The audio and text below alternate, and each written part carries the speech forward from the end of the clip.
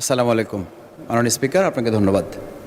আমরা গতকালকে এই সংসদ অধিবেশনে মাননীয় সরকার দলীয় চিফ হুইপের পক্ষ থেকে একটা বার্তা এখানে পেয়েছি যে বাজেট অধিবেশনকে প্রাণবন্ত করার লক্ষ্যে আমাদের সকলের উপস্থিতি এবং এখানে মনোযোগের সাথে নিয়মিত অবস্থান করা এ বিষয়ে দৃষ্টি আকর্ষণ করা হয়েছে।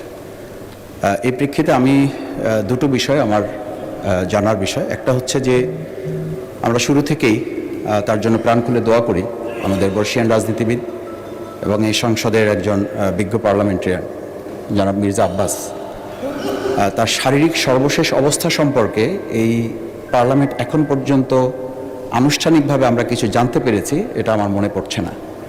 আমার প্রথম কথা হচ্ছে যে এই বিষয়ে তার সর্বশেষ পরিস্থিতি, পার্লামেন্টে তার শপথ গ্রহণ এবং তার শারীরিক সর্বশেষ অবস্থা। দ্বিতীয় হচ্ছে সরকার দলীয় আরও দুইজন সংসদ সদস্য যারা ঋণখেলাপি অবস্থায় আছেন, মামলা চলমান রয়েছেন, সেই বিষয়টিও এখানে সর্বশেষ পরিস্থিতি আমাদের সামনে।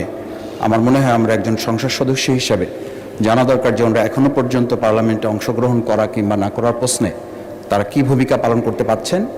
সেই ক্ষেত্রে জনাব মির্জা আব্বাস মাননীয় সংসদ সদস্য, তার ব্যাপারে যেসব গুজবের ডালপালা আছে শহীদ শেখ আমাদের শরীফ ওসমান হাদির প্রসঙ্গে, এবং সেই গুজবে ঘিতে আগুনে ঘি ঢেলেছে সর্বশেষ মমতা বন্দ্যোপাধ্যায়ের যে বক্তব্য ছিল যে আমি যদি নাম বলে দিই তাহলে বাংলাদেশে এটা নিয়ে উতাল পাতাল হবে। আমার মধ্যে সেই সব প্রসঙ্গগুলোতে আমরা আর সামনে বাড়তে না দেওয়ার জন্যই স্বরাষ্ট্রমন্ত্রীর পক্ষ থেকেও এ ব্যাপারে ব্রিফ আমাদের কাছে আসা প্রয়োজন ছিল। আমি তিনটি বিষয় নিয়ে আসছি। একটা হচ্ছে আমাদের বিজ্ঞ পার্লামেন্টারিয়ান বর্ষিয়ান রাজনীতিবিদ জনাব মির্জা আব্বাস, ওনার বিষয়ে সর্বশেষ জানা প্রয়োজন। ধন্যবাদ। দ্বিতীয় হচ্ছে আমাদের যে দুইজন ঋণখেলাপি সরকার দলীয় তাদের বিষয়টি, এবং সর্বশেষ শরীফ ওসমান হাদি শহীদ, তার বিচারের যে প্রসঙ্গটি এসেছিল এ ব্যাপারে যে গুজব আছে সে ব্যাপারে জানা প্রয়োজন। অনেক ধন্যবাদ মাননীয় স্পিকার আপনাকে। মাননীয় চিফ বলুন, গুজব সম্পর্কে কিছু বলবেন না? গুজব we don't take any notice. মাননীয় স্পিকার, এই অনেকগুলো বিষয় পয়েন্ট অফ অর্ডার হয় না, আপনি অ্যালাউ করেন না, অনেক সময় হতে পারে, কিন্তু এটা না হলেই খুব ভালো আমাদের। আর উনি একটা কথা বলেছেন যে আমাদের বর্ষিয়ান রাজনীতিবিদ মির্জা আব্বাস সম্পর্কে জানতে চেয়েছেন, এটা আপনি মাননীয় স্পিকার আপনি বলতে পারেন।